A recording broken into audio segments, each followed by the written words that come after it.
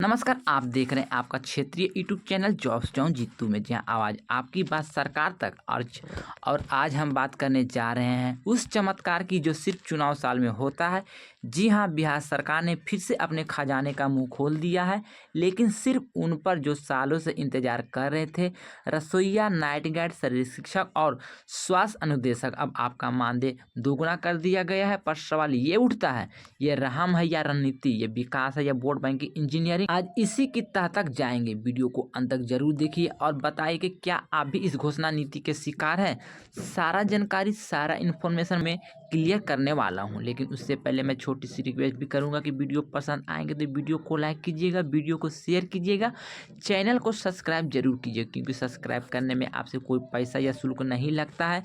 क्योंकि आप लोग चैनल पर पहली बार जुड़ गए हैं तो एक बार चैनल को सब्सक्राइब करके ही जाइएगा।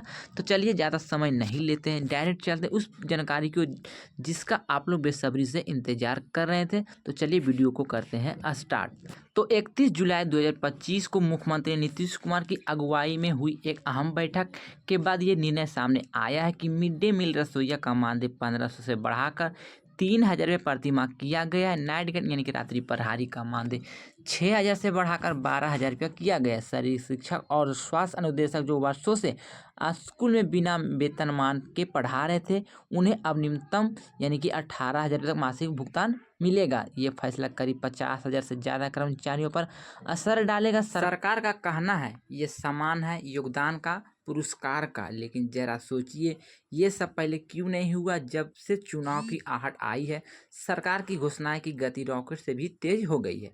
पिछले 3 महीनों में आशा कार्यकर्ताओं को 2000 मानदेय वृद्धि, आंगनबाड़ी सेविका को स्मार्टफोन, लोहिया स्वच्छता कर्मियों के लिए 2000 की बढ़ोतरी, अब रसोइया नाइट गार्ड को दुगना मानदेय। सवाल ये नहीं है कि सरकार क्यों दे रही है, सवाल ये है अभी क्यों।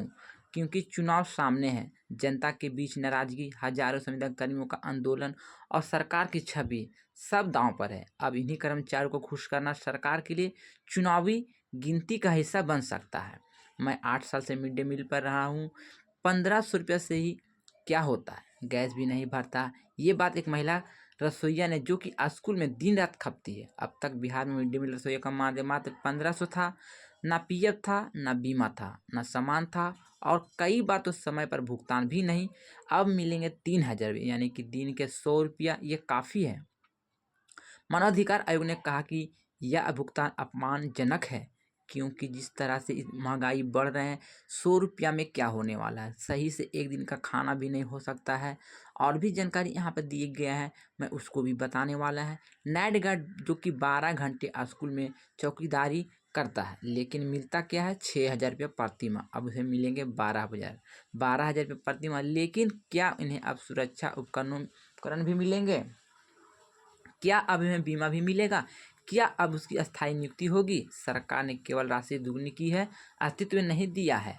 सरकार ने स्कूल में वर्षों से सरकारी शिक्षक जो स्वास्थ्य अनुदेशक पढ़ा रहे थे, संविदा पर कोई निश्चित वेतन नहीं, सरकारी का भरोसा नहीं। अब तक 18 की घोषणा के बाद भी क्या चयन की प्रक्रिया अस्थायी होगी? क्या अब प्रमोशन मिलेगा?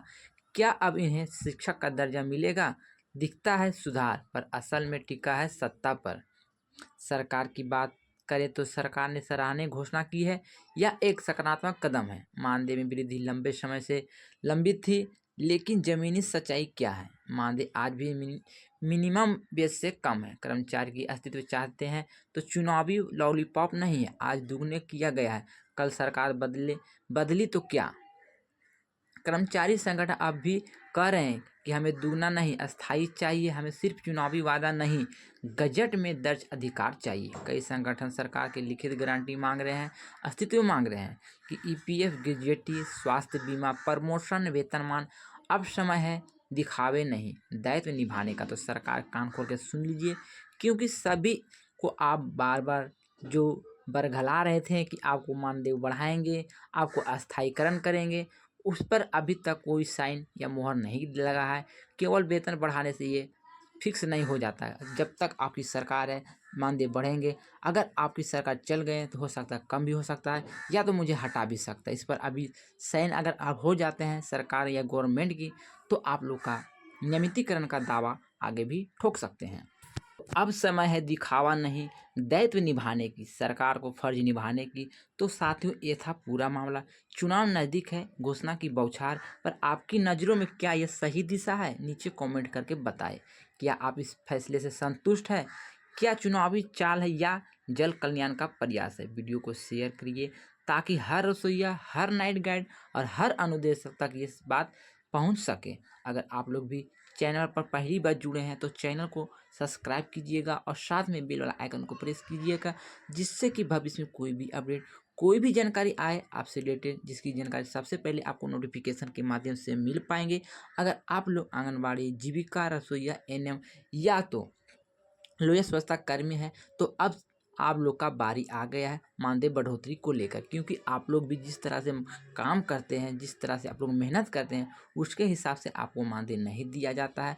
तो अब अगला बारी आप ही लोग का है। आप लोग का भी सरकार की नज़र गड़ाए हुए हैं, आप लोग का भी मानदेय को बढ़ोतरी करेंगे। आपके ऊपर भी कुछ कृपा जरूर करके ही जाएंगे, क्योंकि और हाँ, अगर आपने चैनल जॉब्स जॉन जीतू को अभी तक सब्सक्राइब नहीं किया है तो अभी करें, क्योंकि यही मिलेगा सरकार से सीधा सवाल और जवाब मांगने वाली आवाज़। जय बिहार, जय